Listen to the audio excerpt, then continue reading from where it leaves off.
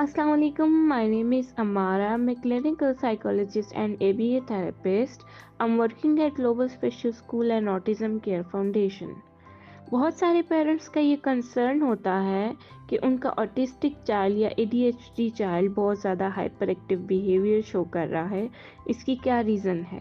तो आज मैं आपको कुछ पॉसिबल एक्सप्लेनेशंस दूंगी और उनको आपने किस तरह से टैकल करना है वो भी मैं आपको बताऊंगी। So the first one is sensory processing. Sensory processing में अगर बच्चा सेंसरी ओवरलोड हो गया है, ऑटिस्टिक या ADHD child sensory overload experience करते हैं, जिसकी वजह से बच्चा एंजाइटी का शिकार होता है, फ्रस्ट्रेशन होती है और हाइपर एक्टिविटी आ जाती है। सेंसरी सीकिंग में बच्चा जो है हाइपर एक्टिव बिहेवियर शो करता है, उसको इंटेंस सेंसरी एक्सपीरियंस की क्रेविंग होती है। The second one is neurological factors. Brain chemistry imbalancing जो है न्यूरोट्रांसमीटर्स की, जैसे डोपामाइन है या सेरोटोनिन है, उसकी इम्बैलेंसिंग हो गई है, तो उसकी वजह से भी चाइल्ड हाइपर एक्टिविटी शो करता है। एग्जीक्यूटिव फंक्शन डेफिसिट्स, जो ADHD एंड ऑटिस्टिक चाइल्ड हैं वो अक्सर स्ट्रगल करते हैं एग्जीक्यूटिव फंक्शन स्किल्स को, जिसकी वजह से बच्चे के अंदर इम्पल्सिविटी एंड हाइपर एक्टिविटी आ जाती है। The third one is emotional regulation. So the number one is emotional dysregulation. In emotional regulation, autistic child और ADHD चाइल्ड जो है अपने इमोशंस को रेगुलेट नहीं कर पाते, जिसकी वजह से बच्चों के अंदर मूड स्विंग्स आते हैं, एंजाइटी आती है और हाइपर एक्टिविटी आती है। फ्रस्ट्रेशन एंड एंजाइटी, फ्रस्ट्रेशन और एंशियस बिहेवियर आता है बच्चों के अंदर, जिसकी वजह से सोशल इंटरेक्शन में प्रॉब्लम आती है, कम्युनिकेशन में और टास्क कंप्लीशन में। The next one is environmental factors. Environmental stimuli, अगर आपके इन्वायरमेंट में बहुत ज़्यादा लाउड वॉइस है, नॉइस है, ब्राइट लाइट्स हैं, उसकी वजह से भी बच्चे के अंदर हाइपर एक्टिव बिहेवियर ट्रिगर हो जाता है। ट्रांजिशंस एंड रूटीन्स, अगर आपके बच्चे की रूटीन चेंज हो रही है कॉन्टीन्यूसली, इस वजह से भी बच्चे के अंदर एंजाइटी और हाइपर एक्टिविटी आ जाती है। अगर बच्चे की स्लीप डिस्टर्बेंस हो रही है, बच्चे सोने में मसला आ रहा है बच्चे को, या सोने की रूटीन बच्चे की चेंज हो गई है, इसकी वजह से भी बच्चे के अंदर हाइपर एक्टिविटी आ जाती है। न्यूट्रिशनल एंड डाइटरी फैक्टर्स, अगर बच्चे के फूड में कोई डाइट प्लान में चेंजिंग आ गई है, या कोई बच्चा ऐसा फूड खा रहा है जिसकी वजह से बच्चे के अंदर हाइपर एक्टिविटी इंक्रीज हो रही है, तो ये भी एक फैक्टर होता है। तो ये थे सारे फैक्टर्स जिनकी वजह से बच्चों के बिहेवियर्स चेंज होते हैं, हाइपर एक्टिविटी आती है, बच्चे बिहेवियर शो करते हैं। तो अब मैं आपको इनका ट्रीटमेंट बताऊंगी या ऐसी स्ट्रेटजीज बताऊंगी जिसकी वजह से आप घर पर बच्चे को रिलैक्स कर सकते हैं और इन चैलेंजिंग से बच्चे को फेस करने में हेल्प कर सकते हैं। So the number one is sensory based techniques. Sensory based techniques आप यूज़ कर सकते हैं बच्चे में, जिसमें आ जाते हैं सबसे पहले डीप प्रेशर। आप अपने बच्चे को फर्म हग करें, जॉइंट कंप्रेशन दें, डीप प्रेशर दें उसकी फुल बॉडी पे।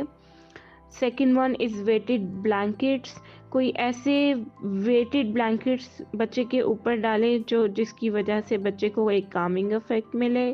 सेंसरी इंटीग्रेशन एक्टिविटीज़, बच्चे को ऐसी एक्टिविटीज़ में इंगेज करें जैसे प्ले डो हो गई, सैंड हो गई, वाटर प्ले हो गया, जिसकी वजह से बच्चा रिलैक्स फील करे।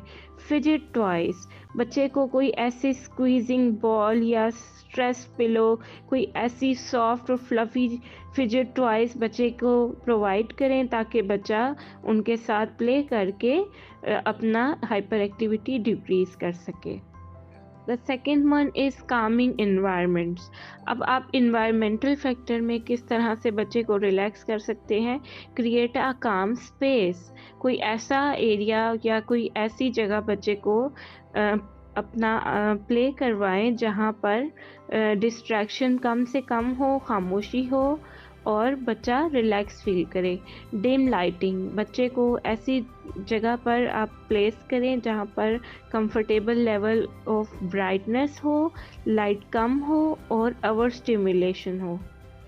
कंफर्टिंग टेक्सचर्स, बच्चे को सॉफ्ट ब्लैंकेट्स, पिलोज और स्टफ एनिमल्स प्रोवाइड करें जिनका कंफर्टिंग टेक्सचर हो। नेचर साउंड्स, कोई ऐसा कामिंग नेचर साउंड प्ले करे जैसे रेन हो गया, ओशन वेव्स के साउंड्स हो गए, जो बच्चा सुनकर रिलैक्स फील करे। The third one is movement based activities, कोई ऐसी एक्टिविटीज़ बच्चे के साथ डिज़ाइन करें जो मूवमेंट बेस्ड हों। फॉर एग्जांपल एक्सरसाइज जिसमें रनिंग, स्विमिंग, डांसिंग आ जाती है। The second one is yoga जिसमें बॉडी स्ट्रेचेस आ जाती हैं जिसकी वजह से बच्चा रिलैक्स फील करता है। वॉकिंग, कोई ऐसा काम प्लेस हो जहाँ बच्चे के साथ वॉक करें, डीप ब्रीथिंग करे बच्चे को। The next one is visual aids and communication, बच्चे को ऐसे विजुअल एड्स दिखाए जाएं जिससे बच्चा देखकर रिलैक्स फील करे। फॉर एग्जाम्पल कोई ऐसे पीसफुल इमेजेस या कोई मेडिकेटेड वीडियोस, और मोस्टली तो हम ADHD और ऑटिस्टिक चाइल्ड को वीडियो नहीं दिखा सकते, लेकिन हम अपने इन्वायरमेंट में या जिस रूम में, जिस थेरेपी रूम में बच्चे को हम प्ले करा रहे हैं या बच्चे को हम रिलैक्स करने की कोशिश कर रहे हैं, उसकी वॉल्स के इमेजेस ऐसे हों कि बच्चा उसको देखकर एक कामिंग इफेक्ट ले। अदर स्ट्रेटजीज़, इसके अलावा हम कौन कौन सी स्ट्रेटजीज़ यूज़ कर सकते हैं, उसमें आ जाती है म्यूज़िक थेरेपी, कोई ऐसा नेचर वाला साउंड जो बच्चे की रिलैक्सेशन को प्रमोट करे, वो हम प्ले कर सकते हैं।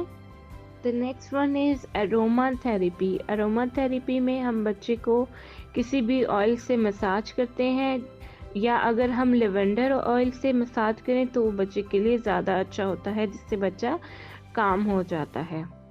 मसाज थेरेपी जो है पूरे बॉडी के मसल्स की टेंशन रिलीज़ करती है। उसके बाद हम आ जाते हैं टेक्नोलॉजी बेस्ड रिलैक्सेशन टूल्स, कोई ऐसे टूल्स जो टेक्नोलॉजी बेस्ड भी होते हैं और रिलैक्सेशन के लिए यूज़ कर सकते हैं, और जो डिफरेंट एक्सरसाइजेस के लिए भी हम यूज़ कर सकते हैं। और ये टूल्स मोस्टली सेंसरी टूल्स भी होते हैं इनमें, जो बच्चे को काफ़ी रिलैक्स कर देते हैं। तो ये था आज का मेरा लेक्चर। आई होप आपको मेरा आज का लेक्चर समझ आया होगा। नेक्स्ट लेक्चर में मैं इंशाल्लाह नए टॉपिक के साथ आऊँगी। अपना ख्याल रखिएगा। अल्लाह हाफिज़।